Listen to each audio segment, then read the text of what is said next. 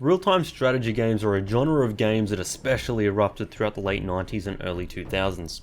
It is a genre that tests your focus, strategy, teamwork, resource management, and ability to take risks. Company of Heroes is exactly that, a real-time strategy game that pushes your strategical prowess to its limit. Before we explore the game further, I just want to quickly explain that this review is mostly focusing on the multiplayer component of the game. But before we get into that, I will give an extremely quick opinion on some of the other features of the game. The campaign sees you following a soldier retelling his war experiences to a commissar captain, and you are to play through all of his memories. The story tries its best to touch at your heartstrings, but it's ultimately nothing more than an RTS shoot 'em up with a change in map, objectives, and available units. It's a good place to start to get a grip on the game, but it's mainly there to give you another reason to keep playing.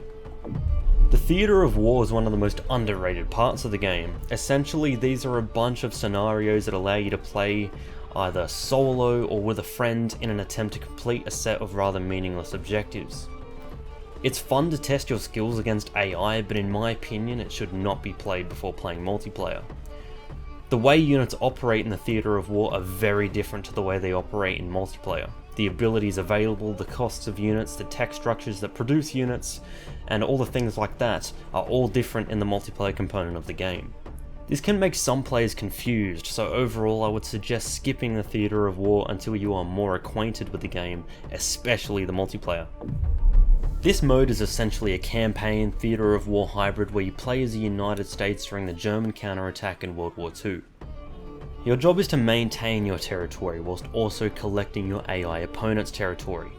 This is another component of the game that I would not suggest touching until you are well acquainted with the multiplayer component of the game. With these modes out of the way, let's explore the most intense, enjoyable, and rage-inducing part of the game, the multiplayer.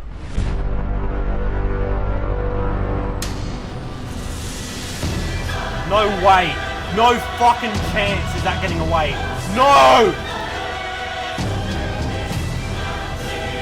What? Dude! Jack, help me out here, help me out. Yep.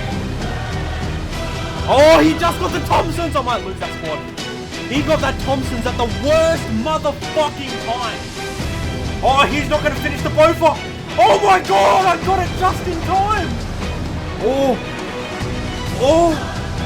Oh! No way! Jack, retreat! Jack!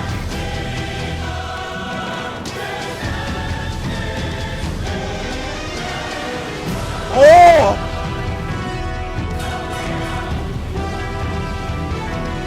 Oh my god, one mortar shell wiped my entire squad. Fuck. What the fuck? No! Jack, I really need help.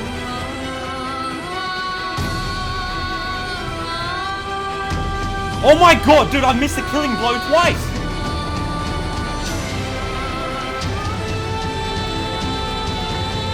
Dude, what is my Panzer IV fucking doing?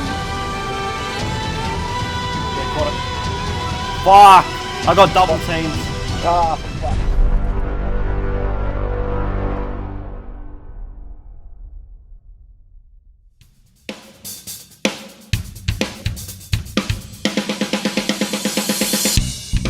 The win condition is something that isn't seen in many RTS games to date, especially in older RTS video games. The win condition in Company of Heroes involves capturing the 3 victory points placed along the center of the map, and whoever holds the majority of these points, the other person loses a number of points every 5 seconds, depending on how many more victory points the opposing team has captured than you.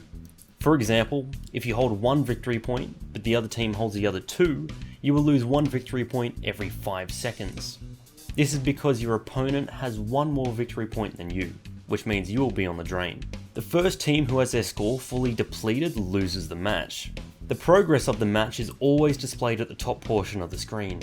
However, for those who enjoy the more traditional modes, an annihilation mode where the win condition is to destroy the opposing team's base is also available in the custom mode.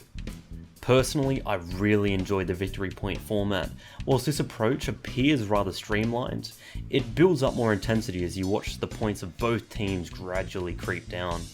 This is where my first complaint lies, however, and that's that there is just a significant lack of game modes.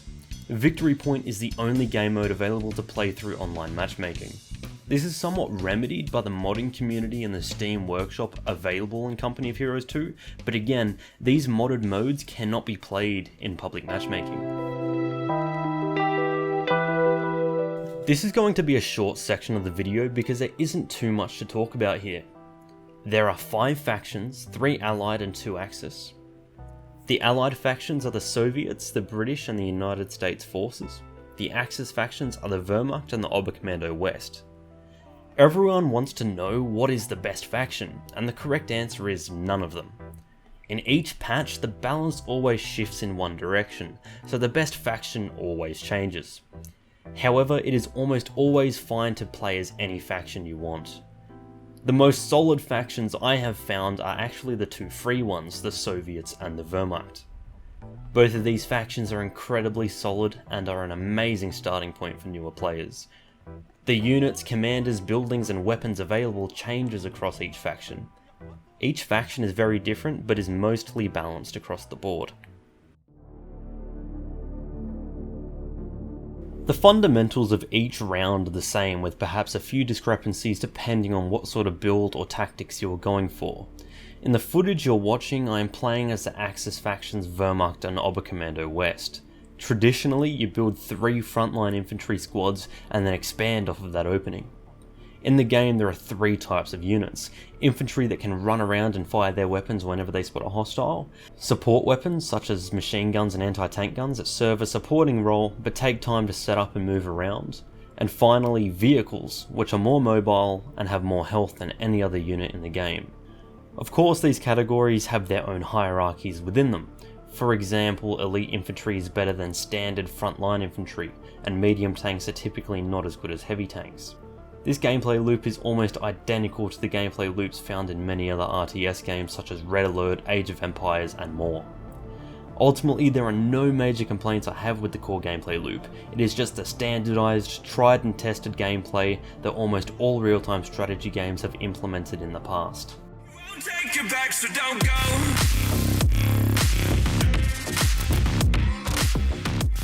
Company of Heroes 2 utilizes true sight technology that allows your units to spring ambushes provided that you are behind an object where your enemy cannot see you. This adds another layer of complexity to the game that is honestly very welcoming. In this game, there are so many systems and tactics it can take hundreds of hours to get a grasp on, and whilst this can appear as very daunting, it just means you are constantly learning and getting better at the game. Speaking of gameplay systems, a lot of the map is generated through play. For example, buildings can be destroyed or burnt down, explosions cause holes in the ground that can be used as cover, water reduces flame damage but increases your chances of being shot, roads increase your chances of being hit but increase the movement speed of vehicles, the attack ground ability allows you to fire your anti-tank weaponry at a longer range than initially intended, or allows you to fire when you don't even have vision. The map can be flattened, resulting in broken cover and less concealment for your infantry, and so much more.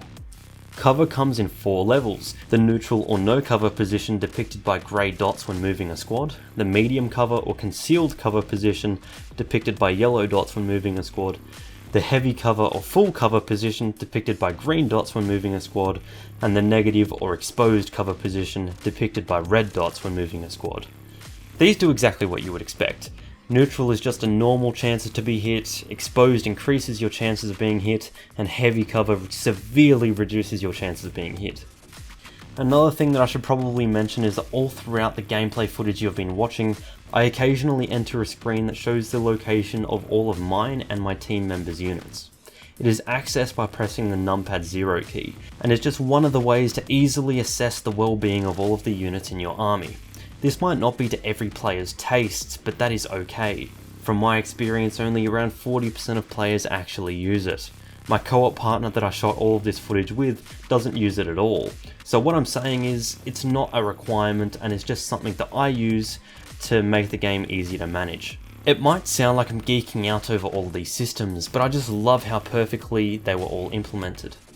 It makes the rather limited number of maps feel more expansive, as every 2 battles on each map will not be the same.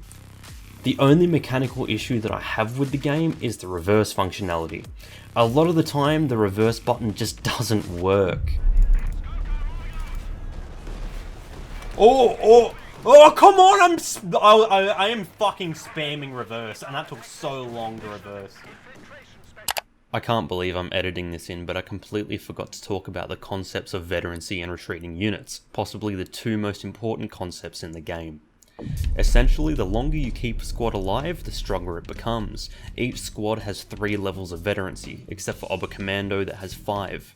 Every level of veterancy is depicted by a star above the squad, granting some sort of bonus. Hovering over a star tells you what bonus that squad or vehicle has achieved from that level of veterancy.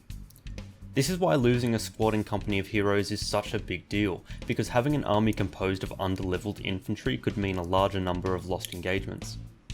To ensure that you keep your veterancy, you can press the retreat button. This button will cause your infantry squad to run all the way back to your base so that they can heal and regain lost squad members. This is yet another way Company of Heroes becomes extremely intense, as watching your best squad run the gauntlet back home can be the difference between winning and losing an entire game. It is also worth noting that it is cheaper to heal an existing squad than to pay for a replacement. Okay, with all that said, now we can get to the next section of the video.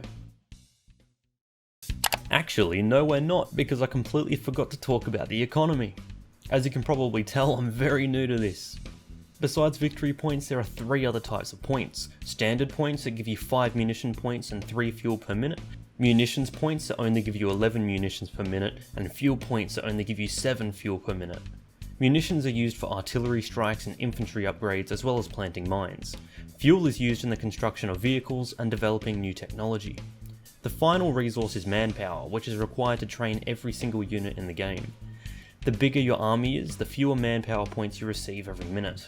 The size of your army is shown at the bottom right of the screen next to your resources. Every single unit in the game has a population cost, and you cannot exceed this limit unless you are this one faction. Okay, back on track.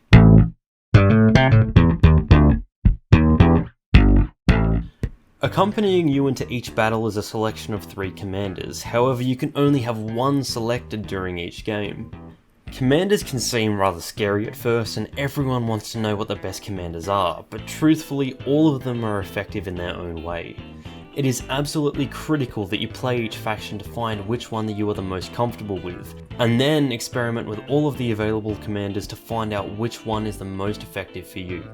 Commanders often change the way you play the game, so having commanders equipped that match your style of play will result in more victories overall. I will talk about the commanders more in a moment. Commanders are one of the few ways that Company of Heroes aims to separate themselves from every other RTS out at the moment, and allows for a deeper level of play. It allows for each match to feel even more different than the last. It allows for new and more interesting strategies. It can shock your opponent, or your opponent can shock you with their commander. The shock factor is always determined by the contents of the commander. For example, dropping a Stuka bombing run on my opponent may take them by surprise and result in them losing a squad or a tank. The shock factor won me some material in this case. Similarly, if my opponent got a commander-oriented light vehicle or elite infantry squad at an earlier time than I was expecting, then they will reign supreme on the battlefield for a little while until I'm more well equipped. Commanders, as previously mentioned, are just another system that makes each match more interesting and different to the last. The premium commanders and skins are one of the most controversial parts of the game and makes up for the majority of the negative reviews on Steam. Essentially, there are a number of commanders that can be bought outright with real money without having to unlock them normally. This goes with the vehicle skins too. Controversially, I don't really see this as an issue. If you love the game, you can easily accumulate enough points to get the commanders over time, plus you have a chance of getting a commander every 6,000 post-game points that you earn. This, again, is also the same with the vehicle skins. If you are a casual player and can only play a few games a week, then I certainly understand your frustration, but overall, the commanders that you start with are some of the best commanders in the game. That being said, I want to share my favourite free commanders for both the Soviets and the Wehrmacht, just so newer players sort of have a starting point. For Soviets, I heavily recommend either Soviet Shock Army or Shock Rifle Frontline. Both of these commanders offer heavy hitting units that will destroy your opponents. For Wehrmacht, I heavily recommend German Infantry Doctrine. It allows your 4-man Grenadier squads to become 5-man squads, whilst also giving you access to infiltration units that can spawn from any ambient building and can camouflage in bushes. All of these commanders are good starting points for both factions. From my experience, this game is both very CPU and GPU intensive, although you can play it on most computers. My friend plays on a 750 Ti, and whilst it doesn't make for the most attractive game in the world, it runs the game just fine for him. At the time of this video, I'm playing on a 1080 Ti and an i7 6800K overclocked to 3.8 GHz. For me, the game runs perfectly at all times, with the only performance decreases being caused by a laggy server when playing with international players. So, just to summarise this section, the game runs well on most systems, just don't expect to crank up the settings on a lower end PC, and be sure to check the system requirements before playing. Despite being 8 years old, this game still has a thriving community. There are still many seasoned community members answering all the questions that newer players have on the Steam forums. There is a Company of Heroes 2 Discord group where you can talk to other lovers of the game and look at whatever tournament or event is coming up next. There is still an esports scene as well, and there is still a decent number of players that play the game consistently, allowing even myself living in Australia to find a game with no problems at any time of the day. There is still a large portion of the community that is very toxic, but that is to be expected in a game where matches go for almost an hour and people begin to get fatigued.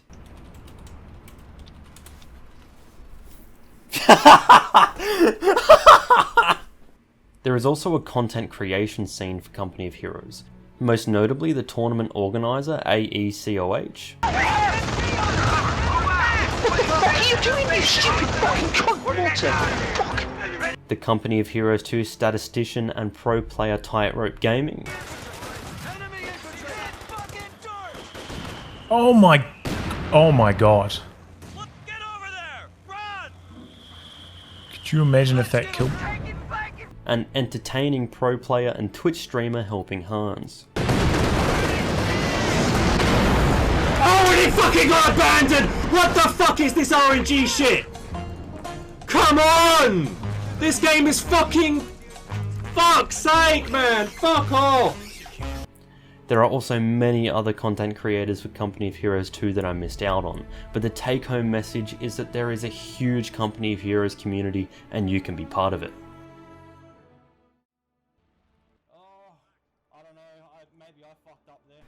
Overall, my thoughts on the game are almost entirely positive. It is a fun, intense, tactical and somewhat innovative World War II real-time strategy game that delivers even at full retail price. This game is also available on G2A for less than $1 and goes free forever on Steam at least once a year for those strapped for cash. I've told you what the game is, shown you the game through the footage throughout this video, and given you the few things that I didn't like. If you love tactical RTS games, without a doubt pick this one up. This is also a great entry point into the RTS genre if you haven't really tried RTS games out before. Finally, if it is free on Steam like it was last weekend, definitely grab it and give it a go. I have been Kane from the Kanan YouTube channel, signing off.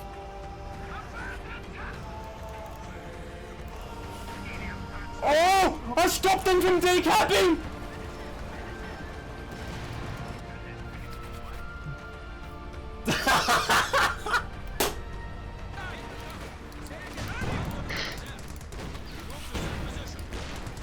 Oh my god! My Faust cancelled!